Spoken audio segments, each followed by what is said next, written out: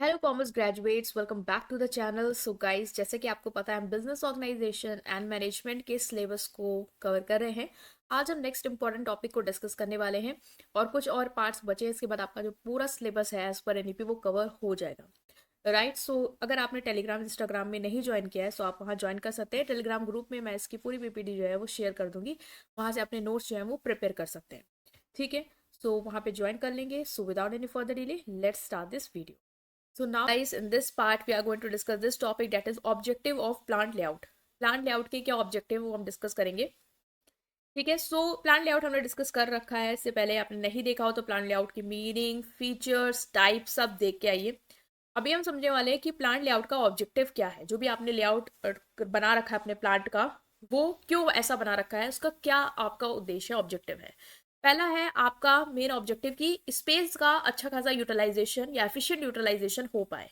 तो अपना लेआउट जो भी इंटरनल स्ट्रक्चर है फैक्ट्री का, वो इसी तरीके से बनाते हो कि जो भी स्पेस है वो एफिशिएंटली यूज हो पाए। ऐसा ना हो कि स्पेस खाली पड़ा हुआ है और आप उसको यूज नहीं कर पा रहे हो। मशीन्स का प्लेसमेंट, वर्क स्टेशन का अरेंजमेंट इस तरीके से होना चाहिए कि बकायदा पूरे स्पेस का यूटिलाइजेशन हो जाए बिना किसी स्पेस को वेस्ट किए।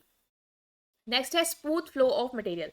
आप लेआउट ऐसा ही बनाओगे जहां पे मटेरियल जो है वो इजीली मूव कर पाए। ठीक है, ऐसा नहीं है कि ऑब्स्ट्रक्शन आ रहा है, हर्डल आ रहा है और मटेरियल मूव करने में इतना समय लग रहा है, या मटेरियल रास्ते में ही टूट रहा है। ऐसा आपने अरेंजमेंट बना दिया है, ऐसे ही आपने फैक्ट्री का सेटअप कर रखा है, वो नहीं होना चाहिए। मटेरियल स्मूथली क्या हो, फ्लो कर पाए, आपका टाइम बचे, आपकी कॉस्ट बचे।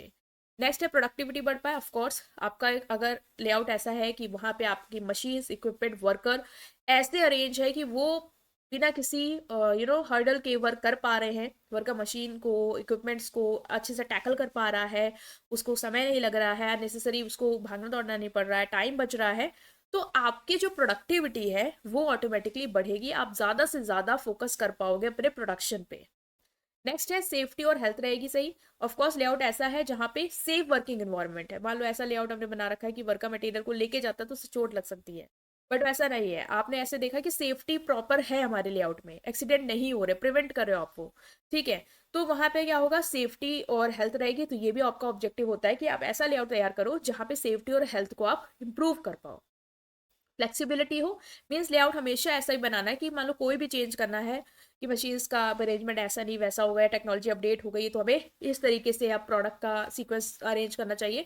तो वो सारी चीज़ें हो पाए बिना ऑपरेशन को डिस्टर्ब करे। ऐसा नहीं कि आपका ऑपरेशन इतना फ्लेक्सिबल नहीं है कि अब आपको लग रहा है कि हमें नया ही सेटअप फैक्ट्री को करना पड़ेगा तभी हम कुछ कर पाएंगे, अदरवाइज इसमें हमारा वर्क नहीं हो पाएगा। वो नहीं होना चाहिए। प्रोडक्शन कॉस्ट कम आए। ऑफकोर्स प्रोडक्शन कॉस्ट कब आएगी, जब कम कब आएगी, जब आपका प्रोडक्शन जो है वो स्मूथली हो रहा है। ठीक है, प्रोडक्शन की कॉस्ट आपकी मटेरियल हैंडलिंग की वजह से, लेबर की कॉस्ट की वजह से, ठीक है, डिस्टरबेंस की वजह से नहीं बढ़ रही हो, तो वो सब चीज़ें अगर आपकी ऑप्टिमल रहेंगी तो आपकी प्रोडक्शन कॉस्ट भी कम आएगी। सुपरविजन कंट्रोल अच्छा हो पाए, ऐसा लेआउट बनाना है मेन मैनेजर के लिए भी इजी हो, सब कुछ उसको विजिबल हो, देख पा रहा हो एक जगह से खड़े होकर उसको सारा प्रोसेस, सारी मशीन, सारा वर्किंग स्टाफ ये सब सुपरवाइज कर पा रहा हो इजिली। ऐसा ही आपको स्ट्रक्चर लेआउट बनाना है। ऐसा नहीं कि उसके लिए डिफिकल्टी हो रही है सुपरविजन को भी करने में।